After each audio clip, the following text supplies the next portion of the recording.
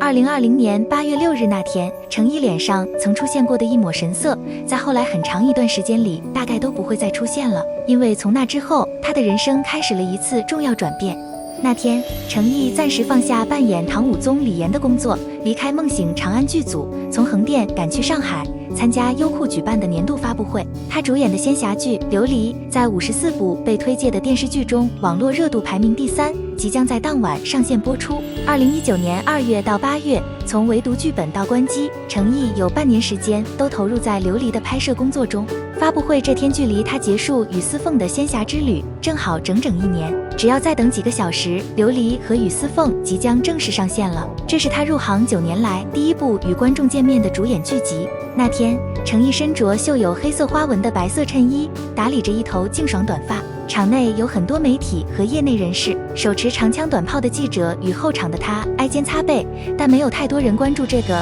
看起来像来参加学校文艺活动的小透明演员。我爸爸妈妈就会觉得终于看到我演的戏了。此前4年间，因为延播等问题，他经历了3年作品空白期，仅有1部参演剧面试。琉璃播出时排在演员表首位的这个名字并不为广大观众所熟知，但优质的剧作、精湛的表演让越来越多的观众认识和喜欢上他。琉璃成为8月乃至夏天最火爆的剧集之一。程毅塑造的与司凤让很多人着迷，赢得了许多观众毫不吝啬的夸赞。他的微博粉丝数以百万为单位，肉眼可见的迅猛增长。短视频主播敏锐地嗅到火的气息。8月中旬起，横店某酒店门外，几十人开始日复一日地举着手机，等待拍摄琉璃男主角出妆后出门登车前往梦醒长安片场的那10几秒的视频画面。观众心中也存着很多好奇：程毅以前在哪里？他怎么演得这么好？他本人是怎样的？他下一部戏要演什么？8月中，在琉璃的宣传活动上，媒体曾向程毅问过一些问题，可他不善言辞，做出的回答很简单：你是这个角色，是这个人的时候，那么你就不用去演他了。我就是和我在演就是不一样了。当你剧本吃透，角色理解更透的时候，功课做得更多的时候，那你在现场发挥的空间就会比较大。我就是努力把这个角色演好，至于其他的可能也没有想很多，踏踏实实的做好当下。简短直白的答复远不能满足关心他的人对他日益增长的好奇心。琉璃播出的1个月里，程毅在多个网络榜单上都名列前茅，这是他入行以来从未有过的关注度。此时如果顺水推舟，增加曝光，他的知名度和热度无疑还能更进一步。可是整个剧播期间，他一直神隐在梦醒长安剧组中，除了2次短暂的宣传工作，就再无露面。不仅他本人很难见到，连高水准的宣传图频也没有。某短视频平台上，程毅8月初才开设账号，发布的为数可怜的几个物料被粉丝戏谑为土味。程毅工作室贴出的大片其实也多为以前的存货，他没有营销自己的自觉和习惯。我也没有觉得自己有更多的选择，可能有一些戏盘我就觉得自己还是蛮知足的。刚入行时就自称有戏瘾的程毅，曾被导演或制片人劝诫不要再干这一行。我记得特别印象，有一次深圳时候我去面试，有个导演说：“你这一辈子别去做演员了吧，你肯定不行的。”也经历了无剧上映、无剧可拍的艰难时期。经历磨砺的他，对自己的职业有着更深入的思考和更执着的坚持。旁人看他是明星，而他只在意能不能做个好演员。无论外界如何喧嚣，他每天都心无旁骛地走过几十位主播的手机墙，登车去片场，过着在最沉寂的几年中他一直坚持的剧组员工的规律生活。他像是在片场设置了一个结界，里面有他专注演戏的本心。在那个小世界里，有时可看到他自信、欢脱、不拘谨的另一面。他还没有太感知到外界的变化，对他来说最明显的改变是来剧组围观他拍戏的人更多了，而他也是希望大家能注意安全，别千里迢迢的赶来剧组。多了很多一些人在酒店的楼底下，但我觉得这个还是因为在拍戏的过程当中嘛，大家还是尽量不要来到剧组，都挺不安全的，而且千里迢迢过来。专注创作还让程毅忽视了重要的一点，在他因为与司凤而被更多人记住的同时，大部分公众对他本人知之甚少，对他的印象类似几根粗线条的勾勒。高关注度和实际曝光之间的巨大落差，造成了一个印象黑洞。如果不消除它，假象、传言、臆想就能充斥其中，并肆意扩大。9月下旬，一个这样的黑洞几乎一度将他吞噬。那是优酷在杭州为琉璃举办的一场收官庆功活动，10来位琉璃主创团队受邀参加，以舞蹈、唱歌和游戏等方式来与观众告别，并感谢观众的支持和厚爱。程毅被安排参加合唱、独唱和游戏环节，和所有同事们参与的内容没有大的不同。歌会前，有人在梦醒长安片场拍到程毅清唱歌曲，似是为歌会的表演做准备。活动前几日，据说程毅在加紧赶拍，连续数日只有短短几小时的休息。9月20日当天，除了做好演出准备，他还参加拍摄了一支番外短片，并接受了采访。晚上，在观众的期待和欢呼声中，程毅和同事们登台合唱一首，独唱一首，还开心地参加了掰手腕、快照 pose、蒙眼画眉等多个游戏。2个多小时的活动结束时，他和大家一起与观众合影，并鞠躬致谢。中间，他曾提醒现场观众回家注意安全。大约有10万多观众付费观看了歌会直播，其中有些观众对再次见到喜爱的演员分外兴奋和高兴，可另一些观众却非常不满。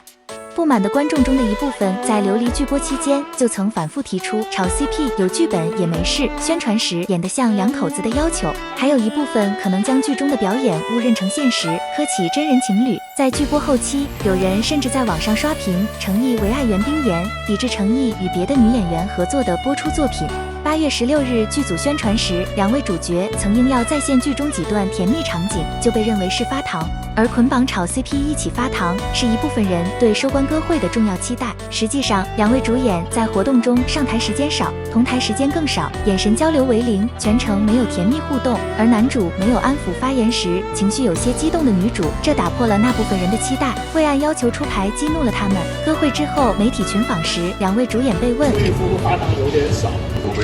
程毅的回答是女主也表示同意。对于双方同样的表态和同步的行动，后来有人将其解读为商量好的。歌会结束后，程毅连夜赶回横店，然而不满的情绪则在网上持续发酵，针对歌会节目、出场安排以及现场效果的批评也逐渐发生了转变。第2天，他的名字第一次出现在微博热搜榜首位，程毅掉粉。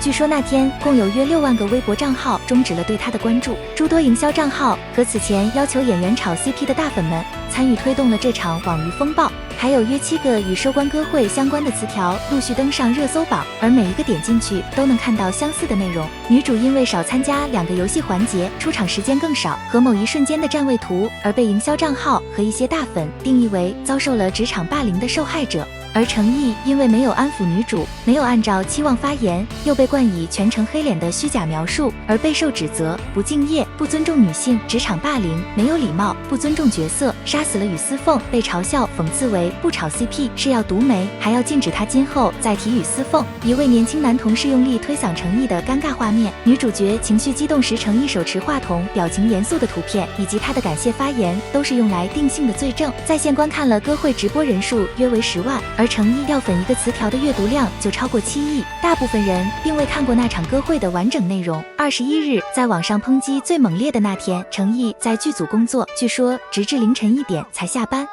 9个多小时后，他出现在每天都有主播守候的某出庄酒店外，很多人都想看到正处在网络风暴中心被骂惨了的他那天会是什么样子。22日早上，梳着古装妆发，穿着黑色长袖 T 恤的程毅从远处走来，紧接着出现了出乎意料的一幕，在走进镜头时，他突然抬起右臂，斜着挡住面庞。他不想被人看，不想被人拍，但他无能为力。一位中年妇女为了清楚地拍到他，甚至把手机快贴到他的脸上，而他只是遮着脸，快步的一言不发地上车离去，去继续一个演员的工作。正好在歌会当天采访过程毅的小志记者，在那场风波之后发布了一篇工作手记。他说，在了解了他这个人之后，看到那些种种，真的让我难以接受。我们观众到底是在期待演员身上的什么？我们对演员的期待，难道不是他们的业务能力和塑造的角色吗？22日晚上，出席了歌会的琉璃制片人邓先生在微博中写道，把戏演好是一个演员的本分，奉献更好的作品，回报喜欢自己的观众和粉丝才是王道。几天后，程毅的微博粉丝数又回涨上来，有很多人在那几天特意关注了他。有网友说，我想守护一个演员对演戏的热情，他不该被这么断章取义的抹黑和埋没，键盘侠不该这么洗脑一些不明真相的人，去轻易抹杀一个人的努力付出。我怕现在不支持他，以后就看不到他演戏了。时至今日，程毅未再提起过那次活动。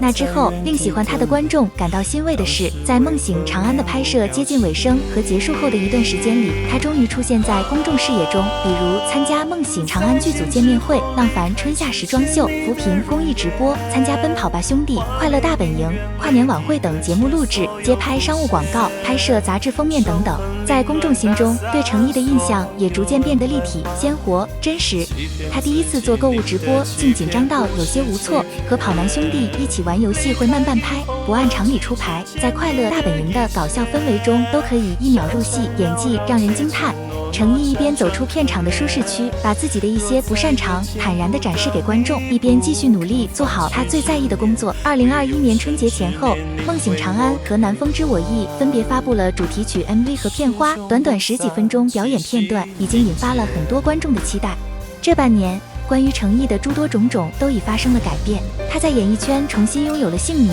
不再是会被忽视和错过的小透明。因为与众不同的坚持，他遭受了不小的风浪，直到今天，嘲讽和批评仍追逐着他的名字，在世间流传。倘若现在去回望所有改变开始发生的那个8月6日，看看他面庞上曾闪现过的那抹神色，会觉得有一种恍若隔世的珍贵。那天，在优酷发布会后场的程毅专注地看着舞台，偶尔被什么吸引，将视线从台上转向场下，在人群里找寻什么，随后给关注他的镜头回应了一个老朋友似的轻松微笑。那个时候，他的眼神毫无戒备，毫无躲闪，毫无顾虑，微笑没有负担。他还拥有一个普通人在公众场合里的自由，拥有与旁人随意交流的自由，拥有在第2天奔回剧组享受拍戏的自由。那天之后，他收获了赞美，也经历了诋毁，赢得了一些未曾，也失去了一些过往。他不仅仅是一个认真热爱演戏的演员，他还是主播镜头围猎的人物，公众舆论品评的对象，还是粉丝时刻惦记的小旗。在他更加谨慎地避免差池和错漏的同时，他也依旧尽力表达对世界的诚恳和尊重。他依然守护着自己的结界，选择一个个新鲜的角色人物去挑战、去体验、去展现。哪怕未来依然有追逐，依然有嘲讽，依然有诋毁，依然有受伤，他应该会一直坚持走下去吧。我是一个不太愿意去就是说自己多么心酸或者怎么样，我觉得都还好，真的都还好，因为你自己只要喜欢有梦想的话，你去做的过程当中就会很有动力。